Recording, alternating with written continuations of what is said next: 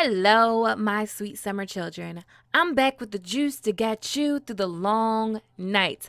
And this week, I'm dropping the juice every day because Game of Thrones is literally like a week and some change away, and the countdown is on and popping. So let's go. So in today's video, I'm going to talk about Season 8, Episode 1. These aren't leaks or spoilers. This is just what I think is going on. Also, please do not post any leaks or spoilers in the comment section. So in the trailer, we got some sneak peeks that give us some insight into what is going to happen in Season 8. We've had some teasers, we know the characters, we know the foreshadowing, we know history repeats. So I think we have a good bit of information about what's going to happen in Season 8, Episode 1. So let's talk about it. So I think Season 8, Episode 1 is going to be a lot like Season 1, Episode 1. There are going to be a lot of moments that feel like that classic Season 1 pilot episode, Winter is Coming. Like full circle, callback after callback in Episode 1. I do think we will see the White Walkers. Like, I do. Episode 1, White Walkers. I think there very well could be a cold opening where we see the White Walkers, but then it's like, well, how do we see them? We could easily see them through Bran working into ravens, or what makes more sense and what seems more full circle is to see them through the eyes of 3 men of the Night's Watch. When we first seen the White Walkers, it was in the pilot episode of Game of Thrones, Winter is Coming, and it was through the eyes of Waymar, Royce, Will, and Garrett. So it would make sense in more ways than one that we actually see them again through the eyes of Beric, Ed, and Tormund. So not only are they closest in proximity to the Night King, and not only were they the last people to see the Night King, well, at least Beric and Tormund, but there is a shot of them together, all 3 of them, in some castle that, in my opinion, looks like Winterfell. But the jury's kind of still out on that because it could be the Carhold, it could be the Last Hearth, or really any northern castle. But if you look at it in comparison to Episode 1, Season 1, Winter is Coming, we have a lot of the same dynamics. Waymar, Will, and Garrett were tracking wildlings and were attacked by White Walkers. Waymar was a High Lord of House Royce. Garrett and Will were Night's Watch Rangers. So if you fast forward to present day, Beric is a High Lord of House Dondarrion. Dolorous Ed is Night's Watch. Tormund is a wildling and Night's Watch. Looks like we're the Night's Watch now. So not only logistically would it make sense, also poetically it makes sense. It's full circle. Only now they aren't tracking wildlings. A wildling is among them, and they're tracking the real enemy that they should have always been focused on from the beginning of this story. Now, the scary part of this is if they are using Winter is Coming, the pilot episode, as a template, then that would mean 2 of them could die right off the jump. And I'm not ready. I'm not ready. But I am ready, though. Like, I am ready. So let's be real.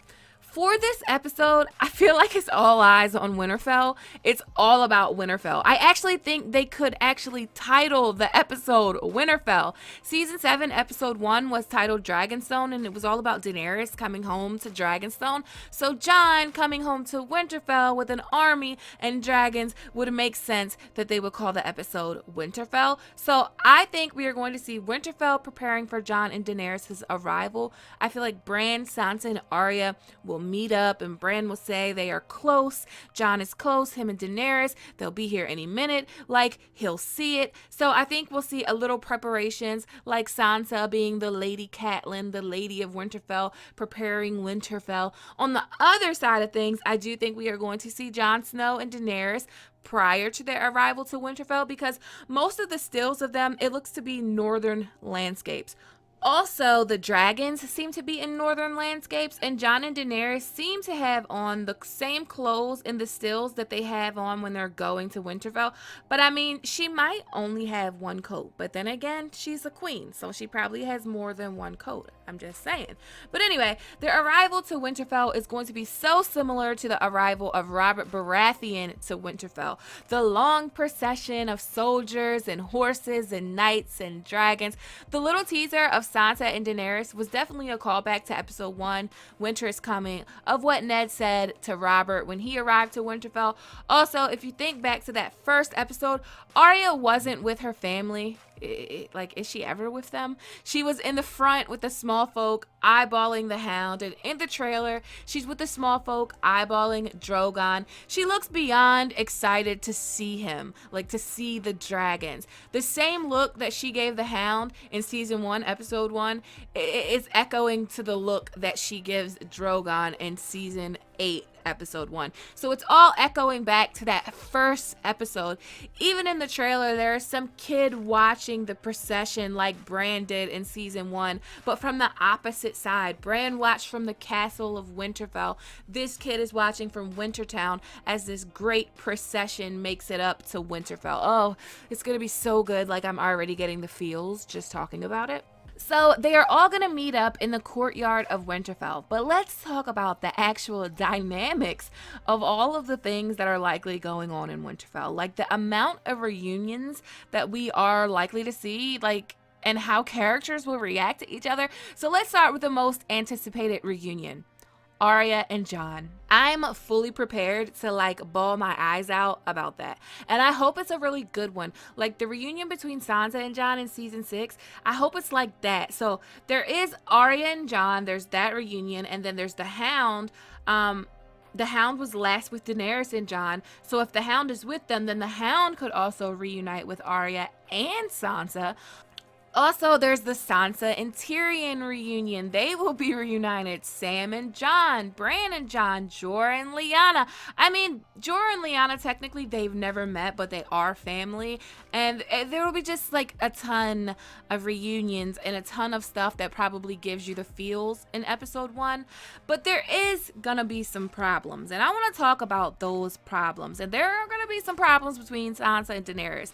I've been saying this and saying this. Y'all think that I'm hating on Sansa, but I'm not. Like, I think it's clear. Like, think of episode 1, season 1, episode 1. Think of Sansa that episode. She had no precautions about Cersei or Joffrey. She was so happy. She wanted to please and impress Cersei. That Sansa is dead. She died. This new Sansa, she has a different kind of energy. Daenerys coming into Winterfell in this long procession, just like Robert did in season 1, has to bring up some bad memories for Sansa. Not only is she coming through just like Robert and Cersei did, Daenerys also has the same people advising her that basically advised Cersei while Sansa was a captive in King's Landing. Tyrion, yes, he was nice to Sansa, but he was still a Lannister, still handed the king. He didn't help free her. He knew she didn't want to be there, and Varys was Cersei's master of whispers.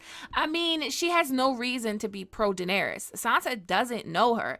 What Sansa knows of Daenerys is that Daenerys' father killed her uncle and grandfather, and that Daenerys' brother kidnapped her aunt and raped her. I mean, that's what she knew, but by now it's likely that the rumors of what Daenerys did during the Spoils of War episode has reached Winterfell. So while yes, Sansa could get along with Daenerys, she won't. She doesn't know her, and her past experiences are going to influence her present decisions. Arya, on the other hand, I think Arya is going to get along with Daenerys. Right off the bat, I don't think there's going to be any hesitation. Arya isn't intimidated by anything or anyone, and I think that that's probably why she'll get along with her. Like, that's one of the reasons. But Arya may watch Daenerys and ask her some questions and see if she tells the truth about things. You know, play a little game of faces with her. But I do think that it will be subtle. It won't be like playing the game of faces, how she did it with Sansa. I don't think it's going to be like that. But anyway, there is this scene. It's not in the books. The show added it. I'm sure they added it for a reason. But Arya tells Tywin about how she admires Visenya and Rhaenys. Arya loves those warrior women from the stories. She named her direwolf Nymeria after the warrior princess of Dorne. Visenya is one of her heroes. So the warrior queen is showing up in Winterfell with a very large army and dragons. I feel like Arya is going to have an admiration for Daenerys. Her face, to me, really already says it all. There is actually a Targaryen queen named Good Queen Alysanne. she had a sworn shield named Jonquil Dark. I feel like Arya is gonna be good Queen Daenerys' Jonquil Dark. So when it comes to Sansa, I think Sansa and Daenerys may have an Alaric Stark and good Queen Alysanne experience, where once Sansa gets to know Daenerys, she will be warm to her. I think Jon is gonna be pulled in a lot of different directions. The Northern Lords are not gonna all be on the same page. Everyone's not going to be pro Daenerys. There will probably be more people that are anti Daenerys. Tyrion's going to be trying to make decisions about the castle. I just feel like Jon's going to be pulled in 100 different directions, and he's going to be like confused and not know what to do. And I've wondered if he will learn of his parentage in episode 1. I just don't think so. I don't think it would make sense. I don't think, realistically, should he learn who he is, who his mom and dad are? Like, should he learn that right now, or should he learn that after he's done what he needs to do? I just can't see him learning about his parentage. I mean, it would just fuck his head up before he has to do this great big battle. So the only way I could see him learning about his parentage in episode 1 is if it has something to do with defeating the White Walkers. If his parentage has something to do with defeating the White Walkers, then okay, they should tell him.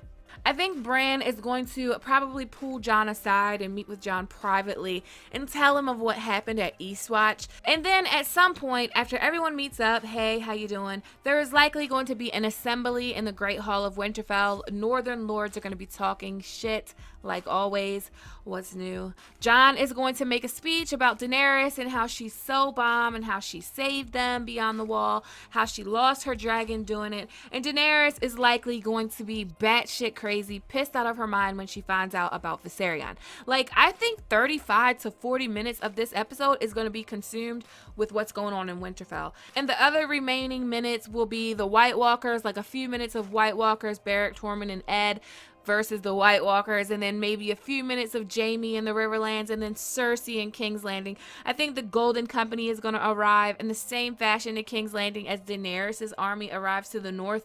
So the Golden Company marching through the streets of King's Landing up to the Red Keep. Cersei greeting them, and Euron like, look, we're getting married. I'm tired of this. I've done everything you've asked. Now, season 1, episode 1 ended with Bran catching Cersei and Jaime banging. So what if someone catches Cersei and someone having sex? Maybe Euron, maybe homeless Harry Strickland or Moonboy for all I know. But what if that person, like let's just say it's Qyburn. What if Qyburn just catches them in the act and Euron like pushes him out of a window? Like that shit would be so funny, but I doubt it. Basically, most of the bulk of time will be spent in Winterfell. But what do you think? As always, thanks for watching. Thanks to everyone that supports me on Patreon. If you like this video, please give it a thumbs up. Please click that subscribe button, hit that notification bell, and join the Sweet Summer family. Okay, my sweet summer children, have a good day.